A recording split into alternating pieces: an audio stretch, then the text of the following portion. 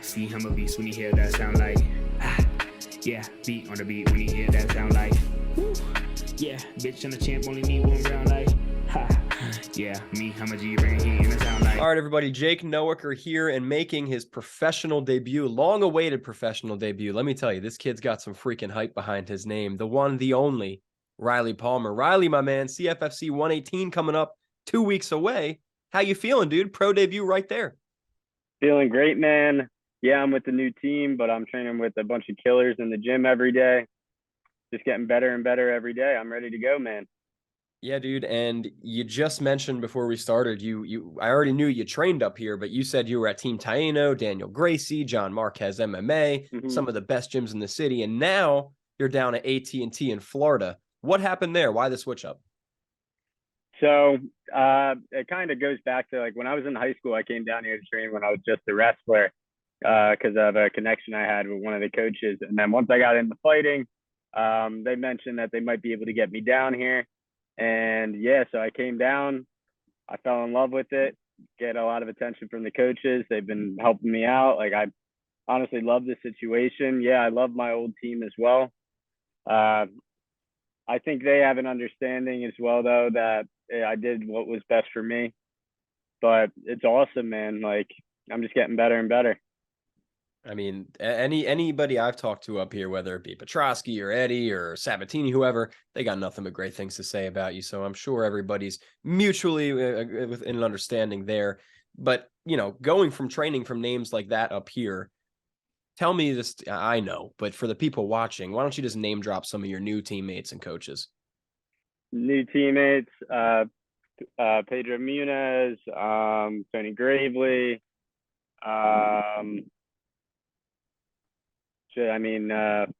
Jorge Masvidal, Dustin Poirier, Gamrot. The list goes on, man. You see killers in there every day. I could keep going. And you know, training with the likes of Masvidal, Muniz, the top UFC talents, top MMA talents in the world. What is that like? How has your camp been? Camp's been phenomenal, honestly. Like I said earlier, like I'm making improvements every single day that I'm in that gym. The coaches especially have like really made a difference in the way I train. I feel like I'm doing everything smarter. I'm thinking more on my feet when I'm in front of somebody. Like, yeah, man, like just all around, like I've seen improvements everywhere, every day. Like there's something else for me to work on. And how important was it for you, even though you moved down to Florida, to stay with Cage Fury? Because, you know, Cage Fury's kind of home base is Pennsylvania, Jersey, so to speak. And now you're back making your pro debut with that same promotion. Was that important to you?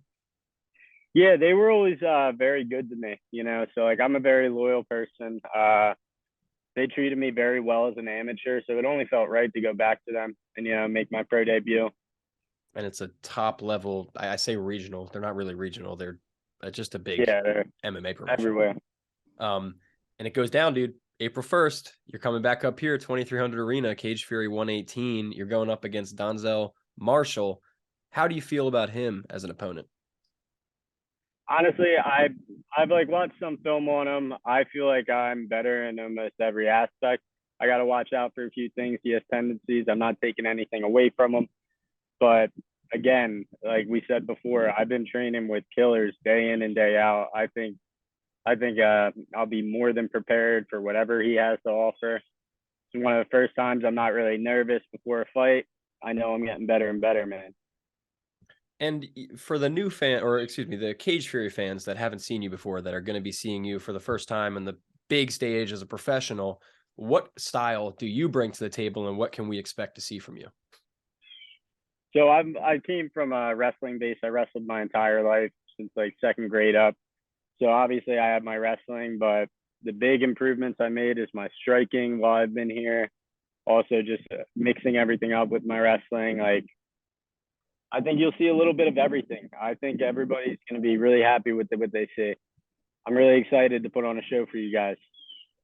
Now you're coming back up here from Florida, and your opponent is from Louisiana. So do you think you'll still have that home crowd advantage? You think you'll get the cheers coming in? Oh, Oh, of course. I think wherever I fight, a lot of my people show out. It's like it's a little community. Like even when I went and fought out in Tampa before I even started training down here, we brought 30, 40 plus people out. Every time I fought in Philly, it's been over 100, 150 tickets sold. Like it's an event, man. It's I'm looking forward to it. Put on a show for everyone back at home. It'll be cool, man. Are you from Delco? No, no. Where are you from? I'm from Bucks County, like Pennsylvania.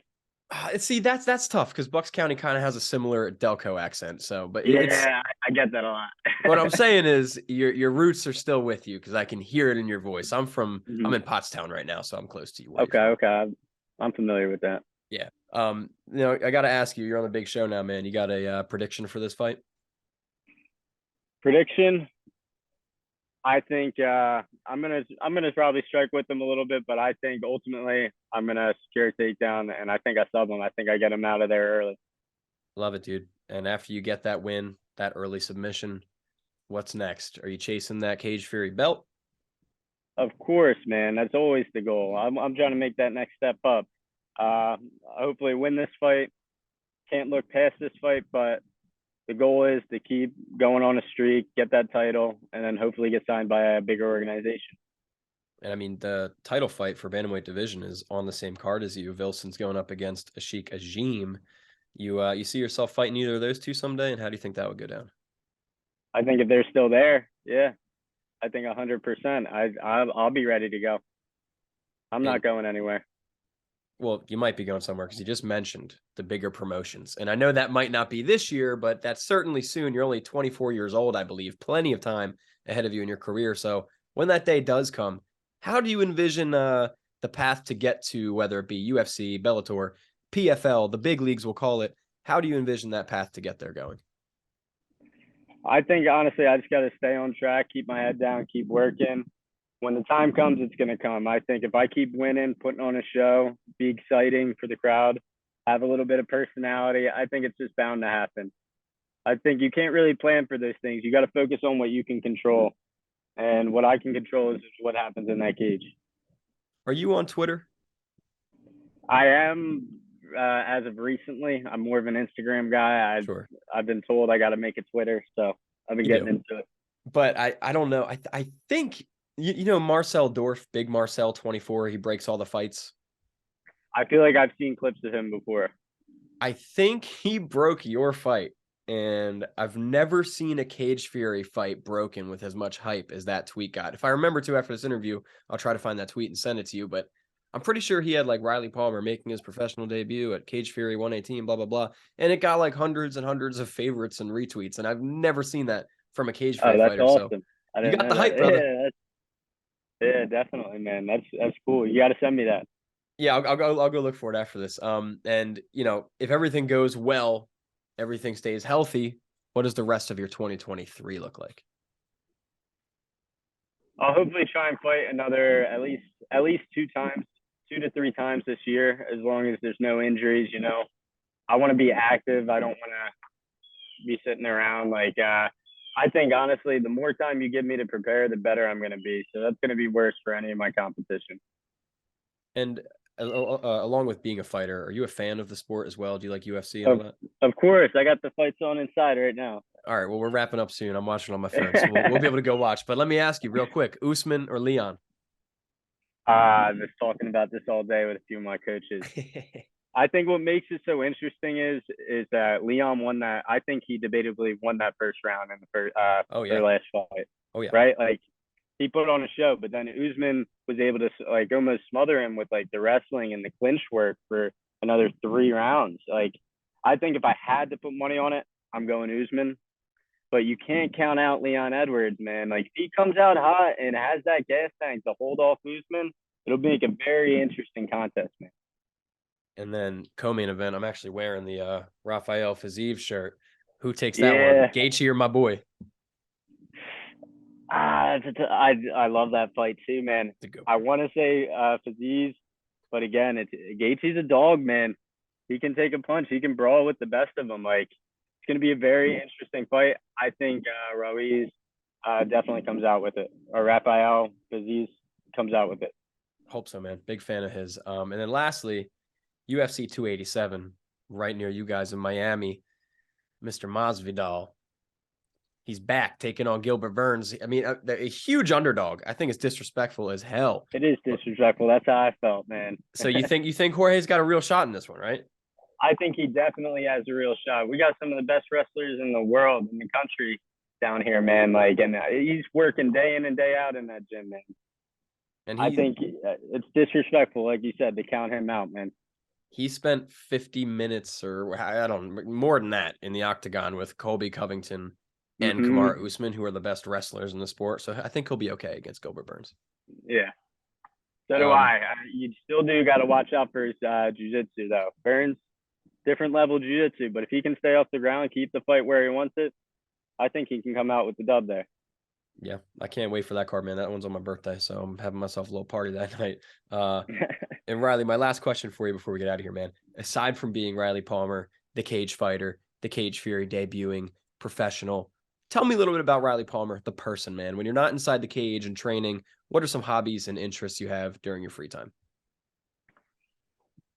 Yeah, I've been training like religiously for the past 4 years, man. But when I get some time, I'm a little bit of an adrenaline junkie. I like to go skydiving. I like to shoot some guns, maybe go to the range, and maybe just go out with some friends. I had to really stop drinking and stuff like that. Don't really have time for any of that. But just like I'm a normal guy, man. Like going out, having fun, live on the edge a little bit, you know. And I mean, it's freaking Florida, so you got that to enjoy too. Oh yeah, man. You know about the beach. You know about the Pennsylvania March, just gross. Oh, it's awful, man. Sorry, trial season's in 2 weeks. That's what I'm harping on. Yeah, I heard it snowed the other day, man. That's brutal. It's whatever. We got the chickens inside. We're waiting to get them outside in the coop. We'll get there. But Riley, man, before we get out of here, you got tons of fans and supporters. A lot of eyes going to be on you. Cage Fury 118. Anything you'd like to say to everybody? The mic is yours. Hey guys, make sure you guys get there early April 1st, and you're going to want to be there the entire time. You're not going to want to miss a second of my fight. I got a lot to show and a lot to prove to you guys. Yes, sir. And I can attest just from watching your past fights and talking to you right now, you're not going to want to miss it, ladies and gentlemen. April 1st, Cage Fury 118, 2300 Arena in Philadelphia, and UFC Fight Pass. Riley Palmer makes his debut, professional debut. Riley, my man, thank you so much, dude. Go enjoy the UFC fights. Makhayev's about to get his knee snapped. And get cast in 2 weeks, man. I'll see you in person, all right? Thank you, man. I appreciate your time.